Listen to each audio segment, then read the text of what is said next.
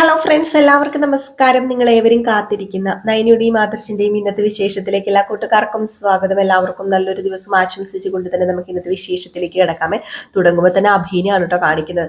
അങ്ങനെ അഭി മനസ്സിൽ ഇങ്ങനെ തീരുമാനിക്കുകയാണ്, ഓഫീസിലിരിക്കുകയാണ് അഭിയ. എന്നിട്ട് മനസ്സിൽ ഇങ്ങനെ തീരുമാനിക്കുകയാണ്, ഇനിയിപ്പം വേറെ ആരും അല്ല എൻ്റെ തുറുപ്പ് ചീട്ട്. ഇനി എൻ്റെ തുറുപ്പ് ചീട്ടെന്ന് പറയുന്നത് നവ്യ തന്നെയാണ്. അപ്പം നവ്യയെ സോപ്പിട്ട് നവ്യനെ കൊണ്ട് ഇനി എന്തെങ്കിലും നേടിയെടുക്കാനായിട്ട് സാധിക്കുകയുള്ളൂ. അതുകൊണ്ട് ഇനി അവളെ സോപ്പിട്ട് പതിയെ പതിയെ പതപ്പിച്ച് നിൽക്കണം. അവളും കൂടെ കൈവിട്ട് പോയി കഴിഞ്ഞിട്ടുണ്ടെങ്കിൽ പിന്നെ അഭിക്ക് അനന്തപുരി തറവാട്ടിൽ സീറോടെ ആ ഒരു സ്ഥാനം പോലും കാണില്ല എന്ന് മനസ്സിലാക്കി. എന്നിട്ട് ഇങ്ങനെ മനസ്സിലൊക്കെ ഇങ്ങനെ വിചാരിച്ചുകൊണ്ടിരിക്കുകയാണ് അവളെ സന്തോഷിപ്പിക്കുക, നവ്യനെ. അതിലൂടെ കാര്യങ്ങളൊക്കെ നേടിയെടുക്കുക. അപ്പം അതുകൊണ്ട് തന്നെ നമ്മുടെ നവ്യക്ക് വേണ്ടി കുറെ സാധനങ്ങളൊക്കെ മേടിച്ചോണ്ട് നേരെ അനന്തപുരി തറവാട്ടിലേക്ക് പോവുകയാണ്. നവ്യക്ക് ഭയങ്കര ഇഷ്ടമാണല്ലോ ഓർണമെന്റ്സും അതുപോലെ തന്നെ സാരീസും ഒക്കെ. അതുകൊണ്ട് അതൊക്കെ മേടിച്ചുകൊണ്ടാണ് പോകുന്നത്. അപ്പം ഈ സമയത്ത് നവ്യനെ കാണിക്കുന്നുണ്ട്. നവ്യ കുട്ടീനെ കളിപ്പിച്ച് മോനെ ചക്കരെ പൊന്നാടരെ അമ്മയുടെ തക്ര മുത്തുമണി എന്നൊക്കെ പറഞ്ഞ് കളിപ്പിച്ചുകൊണ്ടിരിക്കുകയാണ്. അപ്പോഴത്തേക്കും അഭി കയറി വരുന്നതും ദേ നിന്റെ അച്ഛൻ വന്നല്ലോടെ മുത്ത എന്നൊക്കെ പറയുന്നു. അങ്ങനെ അഭിയുടെ കൈ നിറയെ സാധനം ഉണ്ട്. അഭിയോട് ചോദിക്കുകയാണ്, അല്ല ഇതെന്താ അഭി കൈ നിറയെ സാധനങ്ങളൊക്കെ ആയിട്ട്? അത് പിന്നെ ഞാൻ ചെറിയൊരു പർച്ചേസിങ് നടത്തി. തനിക്ക് ഒരുപാട് ദിവസം ആയല്ലോ ഞാനിപ്പോൾ ഒരു സാരിയൊക്കെ മേടിച്ച് തന്നിട്ട്, അപ്പൊ അതുകൊണ്ട് ഞാനൊരു അടിപൊളി സാരി മേടിച്ചിട്ടുണ്ടെന്ന് പറഞ്ഞ് സാരി കാണിച്ചു കൊടുത്തപ്പോഴത്തേക്കും ഉഡാ സൂപ്പർ സാരിയുടെ നല്ല അടിപൊളി സാരിയടാ എന്നൊക്കെ പറഞ്ഞുകൊണ്ട് നമ്മുടെ നവ്യക്ക് ഭയങ്കര സന്തോഷമായി. അപ്പം നവ്യയോട് പറയാണ്, എൻ്റെ പെണ്ണുപിള്ളയ്ക്ക് അല്ലാതെ ഞാൻ വേറെ ആർക്കാ ഇതൊക്കെ മേടിച്ചു കൊടുക്കുന്നത്? നിനക്കാണ് ഇതിനോടൊക്കെ അല്ലേ താല്പര്യം? പിന്നെ ഞാനൊന്നും നോക്കിയില്ല, നിനക്ക് ഇതങ്ങ് മേടിച്ചു. എനിക്ക് കണ്ടപ്പോൾ അങ്ങ് ഇഷ്ടപ്പെട്ടു. ഇത് ഡിസ്പ്ലേ കിടന്നായിരുന്നു, കണ്ടപ്പോൾ എനിക്ക് ഇഷ്ടപ്പെട്ടു. അപ്പൊ ഞാൻ നിന്നെ ഇങ്ങനെ ആലോചിച്ചു മനസ്സിൽ, നീ അതൊക്കെ ഉടുത്ത് ഇങ്ങനെ നിൽക്കുന്നത്. അപ്പൊ പിന്നെ ഇതങ്ങ് മേടിച്ചെന്ന് പറഞ്ഞപ്പോഴത്തേക്കും ദേ അച്ഛന്റെ സ്നേഹം കണ്ട അമ്മയോട്. നിന്റെ അച്ഛനെ ഇപ്പൊ അമ്മയോട് ഭയങ്കര സ്നേഹാടാ. നേരത്തെ ഇങ്ങനെയൊന്നും അല്ലായിരുന്നു കേട്ടോ. എന്താ നവ്യ, കുട്ടിയോടാണോ ഇങ്ങനെയൊക്കെ പറഞ്ഞു കൊടുക്കേണ്ടത്? അവനും അറിയട്ടെ അച്ഛന്റെ നേരത്തെ സ്വഭാവം. അല്ല അനാമിക വന്നല്ലേ? അനാമിക വന്നു. അനാമികനെ ഇളയമ്മ അങ്ങോട്ട് പോയി കൂട്ടിക്കൊണ്ട് വരിക ചെയ്തത്. ഓഹോ, അനാമികനെ ഇളയമ്മയെ കൂട്ടാൻ പോയുള്ളോ? വല്യമ്മ കൂട്ടാൻ പോയില്ലേ? അമ്മായി കൂട്ടാൻ പോയില്ലേ? ഇല്ലില്ലില്ല. അതെ, നിന്റെ അമ്മായിയുടെ മാറ്റം ഒരു ഒന്നൊന്നര മാറ്റം തന്നെയാ. നേരത്തെ അനാമികനെ തലയിൽ ചുമന്നോട് നടന്നല്ലായിരുന്നോ? ഇപ്പം അനാമികനെ കാണുമ്പോ പ്രേതം കുരിശ് കാണുന്ന അവസ്ഥയാ ഇപ്പം അമ്മായിക്ക്. അതെന്താണെന്ന് അറിയില്ല. ഏതെല്ലാം അനാമികയുടെ കയ്യിലിരിപ്പോ അത്രയ്ക്ക് ശരിയൊന്നും അല്ലല്ലോ എന്ന് പറഞ്ഞപ്പോഴത്തേക്കും നമ്മുടെ അഭി പറഞ്ഞു, എടി നീ അങ്ങനെ പറയരുത്. കാരണം ആൾക്കാരുടെ സ്വഭാവം എപ്പോഴാ മാറുക, എങ്ങനെയാ എങ്ങോട്ടാന്നൊന്നും പറയാൻ പറ്റില്ല. കാരണം ഉണ്ടല്ലോ, എന്റെ സ്വഭാവം മാറിയത് എത്ര പെട്ടെന്നാ. അതൊക്കെ ശരിയാണ്. തെറ്റിദ്ധരുത്താൻ എല്ലാവർക്കും ഒരു അവസരം കൊടുക്കണം. അനാമിക ആരാണെന്നും അനാമികയുടെ അച്ഛനും അമ്മയും ആരാണെന്നൊക്കെ എനിക്ക് നന്നായിട്ട് അറിയാം. എന്നെയും എൻ്റെ വീട്ടുകാരെയും ഒരുപാട് ദ്രോഹിക്കാനൊക്കെ ശ്രമിച്ചിട്ടുണ്ട്. അതുപോലെ തന്നെ നന്ദു ഇവിടെ വന്നിരുന്നുവെങ്കിൽ ഒരുപക്ഷെ ഇങ്ങനെയൊന്നും ഉണ്ടാകത്തുമില്ലായിരുന്നു. ഇനിയിപ്പൊ നന്ദുവിന് ഞങ്ങൾ ഇങ്ങോട്ടേക്ക് പറഞ്ഞു വിടാനും മനസ്സില്ല, ഞങ്ങൾക്ക് ഒരു താല്പര്യമില്ല. പിന്നെ അനാമിക ഇവിടുന്ന് പോയാൽ എന്താ, പോയില്ലല്ലോ എന്താ? നീ ഒരു കാര്യം ചെയ്യണം, അനാമികയോട് പറയണം അനാമിക ഇവിടുന്ന് പോകാൻ പാടില്ലെന്ന്. നമ്മളെല്ലാവരും ഒരുമിച്ച് നിന്ന് കഴിഞ്ഞിട്ടുണ്ടെങ്കിൽ സ്വത്തിന്റെ വീതത്തിന്റെ കാര്യത്തിനൊക്കെ ഒരു തീരുമാനം പെട്ടെന്ന് ഉണ്ടാക്കാൻ പറ്റും. മാത്രമല്ല നമുക്കെന്നും ഈ അനന്തപുരി തറവാടും കെട്ടിപ്പിടിച്ചോണ്ട് ഇവിടെ കിടന്നാ മതിയോ? നമുക്കും ഒരു കൊട്ടാരം വെക്കണ്ടേ? അതേ അഭി, എന്റെ സ്വപ്നം അതൊക്കെ നടക്കുവോ? അതൊക്കെ നടക്കണമെങ്കിലേ നീയും കൂടി വിചാരിക്കണം. ഒത്തുപിടിച്ചാൽ മലയും പോരും. അതുകൊണ്ട് അനാമികയും ജാനകി ഇളയമ്മയും എൻ്റെ അമ്മയും നീയും ഒക്കെ വിചാരിച്ചു കഴിഞ്ഞാൽ ഇതൊക്കെ സിമ്പിൾ ആയിട്ട് നടക്കും. നവ്യ, നിനക്കാണെങ്കിൽ ഒരു പ്രത്യേക കഴിവും കൂടെ ഉണ്ടല്ലോ ഇതിനൊക്കെ. ഇതോടെ കേട്ട് കഴിഞ്ഞപ്പോഴത്തേക്കും നമ്മുടെ നവ്യ നിലത്തൊന്നും അല്ലെങ്കിൽ പൊങ്ങിപ്പോയിട്ടോ. ഇത് കഴിഞ്ഞ് പിന്നെ കാണിക്കുന്ന സീൻ എന്ന് പറഞ്ഞു കഴിഞ്ഞിട്ടുണ്ടെങ്കിൽ നമ്മുടെ ജലജയും അഭിയും കൂടി പോയി അനാമികനെ ബ്രെയിൻ വാഷ് ചെയ്യാണ്. പ്രത്യേകിച്ച് ബ്രെയിൻ വാഷ് ചെയ്യേണ്ട കാര്യമൊന്നുമില്ല, ബ്രെയിൻ ഉള്ളവരെ പോലെ ബ്രെയിൻ വാഷ് ചെയ്യേണ്ടത്. ഇത് ബ്രെയിനും ഒപ്പില്ലാന്ന് നടക്കുന്ന അനാമികനെ ബ്രെയിൻ വാഷ് ചെയ്യേണ്ട കാര്യമില്ലല്ലോ. അങ്ങനെ നമ്മുടെ അനാമികയുടെ അടുത്ത് എന്നിട്ട് പറഞ്ഞു, അതെ മോളെ, നീ ഇങ്ങനെ നടന്നാ പോരാ. നീ ഉണ്ടല്ലോ ഒരു കാര്യം ചെയ്യണം. അനി നിന്നെ ശല്യം ചെയ്യുന്നുണ്ടല്ലോ, അനി നിന്റെ ജീവിതം നശിപ്പിച്ചല്ലോ, അതിനെതിരെ നീ ഒരു കേസ് കൊടുക്കണം. കേസ് കൊടുത്തു കഴിഞ്ഞാലേ ഇത് ഇവിടെ ഒന്നും നിൽക്കത്തില്ല. താടിയുള്ളപ്പനെ പേടിയുണ്ട് എന്ന് പറയുന്നത് പോലെ കേസ് കൊടുത്തു കഴിഞ്ഞിട്ടുണ്ടെങ്കിൽ അനന്തപുരി തറവാട്ടിന്റെ അഭിമാനവും അഭിശാത്രയും ഒക്കെ പോകുന്നും പറഞ്ഞുകൊണ്ട് എന്ത് ചെയ്യും? എന്താ ചെയ്യുന്നത്? നിനക്ക് പൈസ തരും. മാത്രമല്ല ഈ കുടുംബം കാലക്ക് കോളം തോണ്ടി മറിക്കണം. എന്നിട്ട് വേണം നമുക്കൊക്കെ വീതം മേടിക്കാനായിട്ട്. അതുകൊണ്ട് മോളൊരു കാര്യം തീരുമാനിച്ചോ. നീ സ്ട്രോങ് ആയിട്ട് നിന്ന് കഴിഞ്ഞിട്ടുണ്ടെങ്കിൽ പിന്നെ നമുക്കെല്ലാം കൈപ്പിടിയിലാക്കാനായിട്ട് സാധിക്കും. ഇതുവരെ കേസിനും പൊക്കാണത്തിനൊന്നും അനന്തപുരി തറവാട്ടുകാരും നിന്നിട്ടില്ല. അപ്പൊ നമ്മുടെ അഭിയും പറയുന്നു, അത് ശരിയാ, കേസിനും പൊക്കാണത്തിനൊന്നും നിന്നിട്ടില്ല. അന്ന് തന്നെ ഞാന് പത്രത്തിൽ ഒരു ന്യൂസ് കൊടുത്തില്ലേ, ആദർശേട്ടനെ ചെല്ലേ, അത് എത്ര ലക്ഷം രൂപ കൊടുത്തിട്ടാണെന്ന് അറിയാമോ ആദർശേട്ടൻ പിൻവലിച്ചത്. അതുപോലെ തന്നെ കേസ് എന്ന് പറഞ്ഞ അനന്തപുരി തറവാട്ടുകാർക്ക് പേടിയ, അഭിമാനം നഷ്ടപ്പെടും. ഇത്രയും നാളും തലമുറകളുടെ തലമുറകളായിട്ട് പടുത്തുയർത്തിക്കൊണ്ടുവന്ന് അഭിമാനം നഷ്ടപ്പെട്ടു കഴിഞ്ഞിട്ടുണ്ടെങ്കിൽ അനന്തമൂർത്തി അത് സഹിക്കില്ല. അതുകൊണ്ട് തന്നെ നമുക്ക് ഒരു നഷ്ടപരിഹാരവും മാത്രമല്ല, നമ്മുടെ വീതവും നമുക്ക് കിട്ടും. ഇത് അനാമിക വിചാരിക്കണം എന്ന് പറഞ്ഞപ്പോഴത്തേക്കും അനാമിക പറഞ്ഞു, എങ്കിൽ പിന്നെ അഭിയേട്ടൻ അന്ന് വിചാരിച്ചാൽ മതിയായിരുന്നല്ലോ, ആ ന്യൂസ് വേറെ എവിടെയെങ്കിലും കൊടുക്കുമായിരുന്നെങ്കിൽ ആദർശേട്ടന്റെ ആ ഒരു അഭിമാനമൊക്കെ നമുക്ക് പെട്ടെന്ന് തന്നെ തകർക്കായിരുന്നല്ലോ. പക്ഷെ എന്തുകൊണ്ടാണ് അഭിയേട്ടൻ അങ്ങനെ ചെയ്യാതിരുന്നത്? അത് പിന്നെ വേറൊന്നും അല്ലെന്നേ, ഇതിന്റെ പിറകിൽ ഞാനാന്ന് മനസ്സിലാവില്ലേ? അപ്പൊ പിന്നെ അത് വലിയ പ്രശ്നമാകും. ഇത് പക്ഷെ നിന്റെ സൈഡിലാ ന്യായം. ന്യായമുള്ളവരുടെ സൈഡിലെ അനന്തപുരി തറവാട്ടുകാർ മുട്ടുകുത്തത്തുള്ളൂ.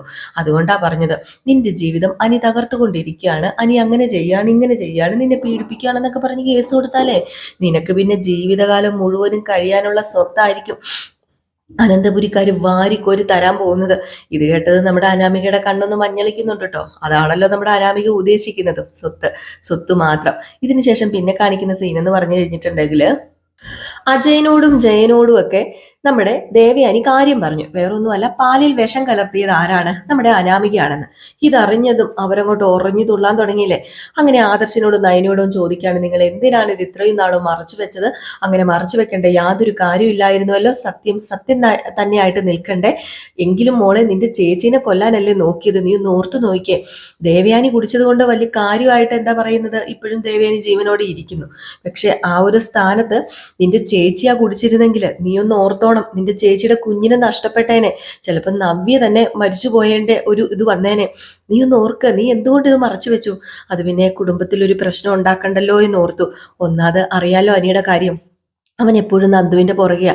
ആ ഒരു സമയത്ത് ഓരോ കാര്യങ്ങൾ ഉണ്ടാക്കി ഒരു കുടുംബം നശിപ്പിച്ച് കളയാൻ ഞങ്ങൾ ആഗ്രഹിക്കുന്നില്ല, താല്പര്യപ്പെടുന്നില്ല. അതുകൊണ്ട് മാത്രം ഞങ്ങളിത് പറയാതിരുന്നത്. ഇനി ഇങ്ങനെ കൊണ്ടുപോയാൽ ശരിയാവില്ല കാര്യങ്ങൾ. അവൾ ഇവിടെ നിന്ന് കഴിഞ്ഞിട്ടുണ്ടെങ്കിൽ ആരുടെയൊക്കെ ജീവൻ എടുക്കുമെന്ന് പറയാനും പറ്റില്ല. അതുകൊണ്ട് തന്നെ പെട്ടെന്നൊരു തീരുമാനം എടുക്കണം, അവളെ ഇവിടുന്ന് പറഞ്ഞയക്കണം. അതിന് മുത്തശ്ശനും മുത്തശ്ശിയും സമ്മതിക്കില്ലല്ലോ. മുത്തശ്ശനും മുത്തശ്ശിയെ പറഞ്ഞ് നമ്മൾ സമ്മതിപ്പിക്കണം. അല്ലെങ്കിലേ അവളെ അവോയ്ഡ് ചെയ്യുക. അവളെ അവോയ്ഡ് ചെയ്ത് കഴിയുമ്പോഴത്തേക്കും അവൾക്ക് മനസ്സിലാകും അവൾ തന്നെയെങ്കിലും ഇവിടെ നിന്ന് ഇറങ്ങി പോണം. പിന്നെ ഇങ്ങോട്ടേക്ക് തിരിച്ചു വരാത്ത രീതിയിൽ തിരിച്ചാരും അവളെ വിളിക്കാൻ പോകാനും പാടില്ല.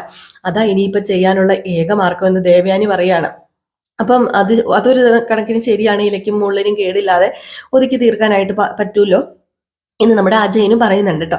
അപ്പം അജയൻ പറഞ്ഞു, എന്ത് ചെയ്യാനാ, ഇതൊക്കെ എൻ്റെയും എൻ്റെ ഭാര്യയുടെയും മോൻ്റെയൊക്കെ ഒരു വിധിയായിപ്പോയി. പിന്നെ എൻ്റെ ഭാര്യനെ പറഞ്ഞിട്ട് കാര്യമില്ല, അവൾ ഇപ്പോഴും പൊക്കി പിടിച്ചുകൊണ്ട് നടക്കുക. അനാമിക എന്ന് പറഞ്ഞ് അവൾ ചത്ത് കളയും. അവളാണല്ലോ ഈ പ്രാവശ്യവും പോയി കൂട്ടിക്കൊണ്ട് വന്നത്.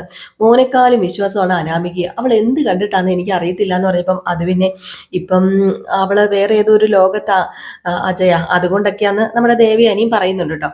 ഏതായാലും അങ്ങനെ അവരുടെ ഈ ഒരു സീനൊക്കെ കാണിച്ചു കഴിഞ്ഞ് പിന്നെ കാണിക്കുന്ന സീൻ എന്ന് പറഞ്ഞു കഴിഞ്ഞിട്ടുണ്ടെങ്കിൽ നമ്മുടെ നന്ദുവിനെയാണ്. അപ്പൊ നന്ദു ഒരു ഫോട്ടോ ഒക്കെ ഇങ്ങനെ നോക്കി ആസ്വദിച്ച് ചിരിച്ചിങ്ങനെ ഇരിക്കുകയാണ്. പ്രണയമൊക്കെ മനസ്സിൽ ഇങ്ങനെ ഓടിയെത്താണ് കേട്ടോ. വേറെ ആരുടെ ഫോട്ടോ അല്ല, നമ്മുടെ അനിയുടെ ഫോട്ടോയാണ്. അപ്പൊ അനിയുടെ ഫോട്ടോ കണ്ട് ഇങ്ങനെ ഇരിക്കുന്നതും ഈ നന്ദു സ്വപ്നലോകത്താന്ന് കരകയ്ക്ക് മനസ്സിലായി. പ്രത്യേകിച്ച് നയന പറഞ്ഞിട്ടുണ്ടായിരുന്നല്ലോ നന്ദുവിനെ ഒന്ന് ശ്രദ്ധിച്ചോണെന്ന്. അതുകൊണ്ട് തന്നെ നമ്മുടെ കനകി ഒന്ന് ശ്രദ്ധിക്കാൻ വേണ്ടി തന്നെയാണ് വന്നത്. റൂമിൽ കയറിയപ്പോഴത്തേക്കും എന്തോ മതിമറന്ന് സന്തോഷിച്ച് എന്തൊക്കെയോ റൊമാൻസ് മൂഡിൽ ഇങ്ങനെ ഇരിക്കുവാണ്. ഫോട്ടോയൊക്കെ നോക്കി പുള്ളിക്കാരി. ഇങ്ങ് വന്നില്ലേ കനക? എന്നിട്ട് ആ ഫോൺ ഇങ്ങ് പിടിച്ചു നോക്കിയപ്പോ അനിയുടെ ഫോട്ടോ എടി നശിച്ചവളെ എന്ന് പറഞ്ഞു ഒറ്റ ഓർണം കൊടുത്തിട്ട് നീ ഇത് നോക്കിക്കൊണ്ടിരിക്കുവാണോടി. നീ വലിയ പോലീസൊക്കെ ആയിരിക്കാം, പക്ഷേ നീ എൻ്റെ അടുത്ത് നീ എൻ്റെ മോള് തന്നെയാ. അവള് കാണിക്കുന്നത് കണ്ടില്ലേ? എന്താടി നിന്റെ ഉദ്ദേശം? നിന്നോട് നാഴിക്ക് 40 വട്ടവും അവനെ കുറിച്ച് ചിന്തിക്കരുത്, അവനെ നിന്നിലേക്ക് അടുപ്പിക്കരുതെന്ന് പറഞ്ഞ് നീ ഞങ്ങൾക്ക് പ്രോമിസും ചെന്നിട്ട് ഞങ്ങളെ പറ്റിക്കായിരുന്നല്ലേടി. വെറുതെ അല്ലടി നയന വന്നിട്ട് എന്നോട് നിന്നെ ശ്രദ്ധിക്കണമെന്ന് പറഞ്ഞത്. അവക്ക് ഇതൊക്കെ അറിയാടി. എടി നീ കാരണം ഞങ്ങളുടെ കുടുംബത്തിന് നാണക്കേടാവൂല്ലടി. ഇനി നിന്റെ ജീവിതം പോകില്ലടി. അവക്ക് കല്യാണം എന്ന് കേൾക്കുമ്പോ അലർജി, പക്ഷേ അനിയുടെ ഫോട്ടോ നോക്കി നിൽക്കുന്നതിന് ഒരു കുഴപ്പമില്ലടി എന്നൊക്കെ പറഞ്ഞ് അങ്ങ് തുടങ്ങിയപ്പം ഗോവിന്ദൻ വന്നിട്ട് എന്താ കനകി ഇവിടെ കിടന്ന് അലറുന്നത്? എങ്ങനെ അലറാതിരിക്കും? ഇവിടെ ഫോണിനകത്ത് ആസ്വദിക്കുകയാണ് അനിയുടെ ഫോട്ടോയും നോക്കിക്കൊണ്ട്. ഇത് കേട്ടതും നമ്മുടെ ഗോവിന്ദന്റെ ദേഷ്യം വന്നിട്ട് ഗോവിന്ദൻ പറഞ്ഞു, അതെ, ഈ കാര്യത്തിൽ ഞാൻ അമ്മയുടെ കൂടെ മോളെ നിൽക്കത്തുള്ളൂ. നിന്റെ ഉദ്ദേശം എന്താണ്? അവനൊരു ഭാര്യയുണ്ട്. ഇനി അവന്റെ ജീവിതത്തിൽ എന്തെങ്കിലുമൊക്കെ പ്രശ്നം ഉണ്ടായിക്കോട്ടെ, അതിൽ നമ്മൾ ഇടപെടേണ്ട കാര്യമില്ല. അവൻ ഡിവോഴ്സ് ആയിക്കോട്ടെ, അതിൽ നമ്മൾ ഇടപെടേണ്ട കാര്യമില്ല.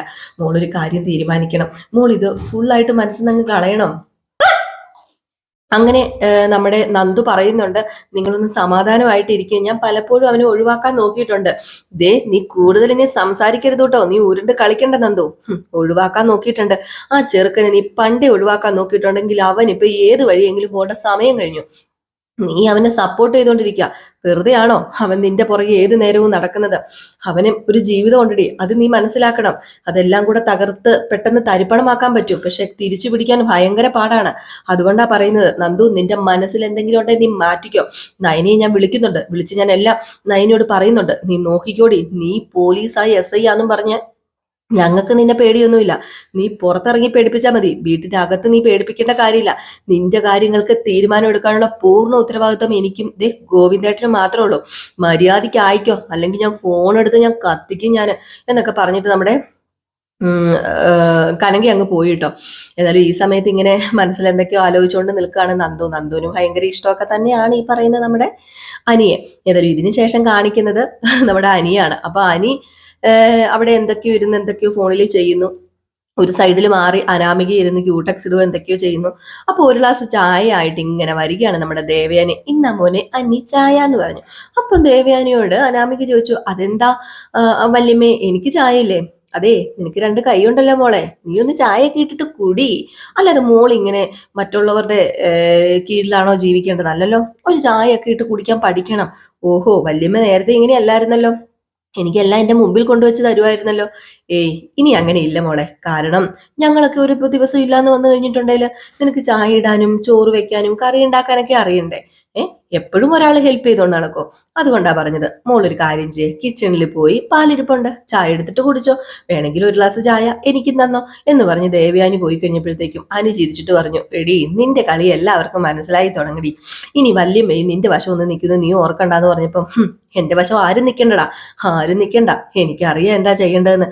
നീ കൂടുതൽ പത്രാസ് കളിക്കരുതേ ഒരു ചായ കിട്ടിയതിന്, എനിക്കറിയാം എന്ത് ചെയ്യണമെന്ന്.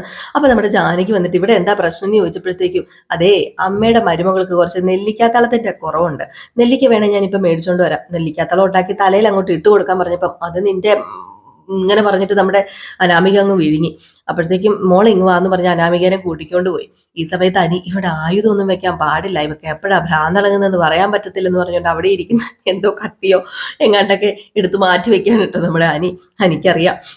എന്നാൽ ഈ സമയത്ത് നമ്മുടെ ജാനകിയോടാണെങ്കിൽ ഭയങ്കര പരാതി പറയാ അനാമിക, ഇനിയിപ്പോൾ എന്താ ചെയ്യേണ്ടത്? ഇങ്ങനെ പോയി കഴിഞ്ഞിട്ടുണ്ടെങ്കിൽ ഞാൻ ഇവിടുന്ന് പോകാൻ പോവാ, ഞാൻ എന്തിനാ ഇവിടെ നിൽക്കുന്നത്? ആർക്കും ഒരു വിലയുമില്ല നിലയുമില്ല, എല്ലാവരും എന്നെ തള്ളി പറയാണ്, എനിക്കെല്ലാം സഹിച്ചും കേട്ട് ഞാൻ മടുത്തു, ഞാൻ പോവുക അമ്മയെന്ന് പറഞ്ഞപ്പോൾ, അയ്യോ മോൾ അങ്ങനെ പറയരുത് കേട്ടോ എന്ന് പറയാം. അപ്പോഴത്തേക്ക് അതിനിടയ്ക്ക് നമ്മുടെ അജയനും വരുന്നുണ്ട് കേട്ടോ. അപ്പൊ അജയൻ വന്നിട്ട് എന്താന്ന് ചോദിച്ചപ്പോഴത്തേക്കും, കണ്ടില്ലേ നമ്മുടെ മോക്കൊരു ഗ്ലാസ് ചായ ഇട്ട് കൊടുക്കാനേ ഏടത്തിക്ക് പറ്റത്തില്ലെന്ന്, ഏടത്തിയുടെ സ്വഭാവം ഇപ്പൊ ഒത്തിരി മാറ്റമുണ്ട്, ഏടത്തിനെ ധിക്കരിക്കാൻ അറിയാൻ മേലാഞ്ഞിട്ടൊന്നുമല്ല, ചിലപ്പോൾ ഞാൻ ധിക്കരിക്കുക തന്നെ ചെയ്യും.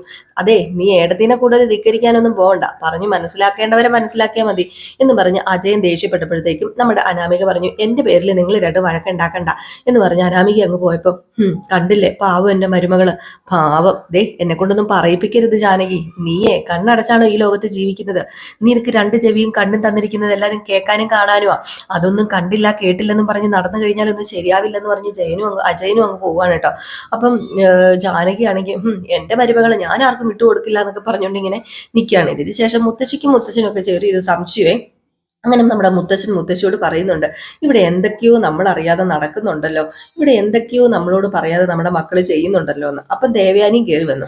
ദേവയാനിയോട് ചോദിച്ചു, ദേവയാനി പഴയതുപോലെയൊന്നും അല്ല, എനിക്കും എൻ്റെ ഭാര്യയ്ക്കും പ്രായമായി, അതുകൊണ്ടാണെന്ന് തോന്നുന്നു. ഇവിടെ പലതും ഞങ്ങൾ മൂടി വെച്ചിട്ടില്ല അവര് ചെയ്യുന്നത്. അയ്യോ അച്ഛ, എന്ത് മൂടി വെച്ചെന്നാ പറയുന്നത്? മനസ്സിലാവുന്നുണ്ട്, പ്രായം വരുമ്പോഴല്ലെങ്കിലും അങ്ങനെയാണല്ലോ, മാതാപിതാക്കളെ അറിയിക്കാതെയാണല്ലോ എല്ലാവരും കാര്യങ്ങളൊക്കെ ചെയ്യുന്നത്. അത് ഇപ്പൊ കുറ്റങ്ങളൊന്നും പറയാനും പറ്റത്തില്ല. ഏതായാലും നടക്കട്ടെ കാര്യങ്ങളൊക്കെ. എന്തെങ്കിലും മറച്ചു വെക്കുന്നുണ്ടെങ്കിൽ അത് തുറന്നു പറയണം. എനിക്ക് തീരുമാനം എടുക്കാൻ പറ്റുന്നതാണെങ്കിൽ തീരുമാനം എടുക്കാലോ എന്നും പറയുന്നുണ്ട് കേട്ടോ നമ്മുടെ മുത്തശ്ശനെ. ഏതായാലും ഇപ്പൊ അനന്തപുരത്തറവാണ് ആകെ മൊത്തം ഒന്നൊലഞ്ഞ് മറിഞ്ഞു കിടക്കുകയാണ്. ഏകദേശം ഈ ഒരു ഭാഗമൊക്കെ കാണിച്ചിട്ടാണ് വിശേഷം അവസാനിക്കുന്നത്. അപ്പൊ നമുക്ക് കാത്തിരുന്ന് തന്നെ കാണാൻ എന്തൊക്കെയാ സംഭവിക്കാൻ പോകുന്നത്. അപ്പൊ എല്ലാവരും കാത്തിരിക്കുക. കുറച്ച് ലേറ്റ് ആയി പോയി, ശനിയാഴ്ച അറിയാലോ. ഉറക്കപ്രാന്താണ്. ശനിയാഴ്ച ദിവസമാണ് നമുക്ക് ഒരു ടൈം കിട്ടുന്നത് രാവിലെ. അപ്പം ചിലപ്പോൾ കിടന്ന് ഉറങ്ങിപ്പോകും. ശനിയാഴ്ച ഞായറാഴ്ച മക്കൾക്ക് പഠിത്തമില്ലല്ലോ. അപ്പോൾ അതുകൊണ്ടാണ് കേട്ടോ. ക്ലാസ് ഇല്ലാത്തത് കൊണ്ട് തന്നെ കുറച്ച് നേരം കൂടുതൽ കിടന്ന് ഉറങ്ങും. അപ്പോൾ അതാണ് ഇച്ചിരി താമസിച്ച് പോയത്. ഒന്ന് ക്ഷമിച്ചേക്കണേ. അപ്പം ഞാൻ പോവാ. Tata bye bye. പല റിയൽ സ്റ്റോറിയിൽ അനീനയുടെ കഥയായിട്ട് കാണാം. ഒരു ലൈക്ക് അടിക്കാനും മറക്കരുതേ.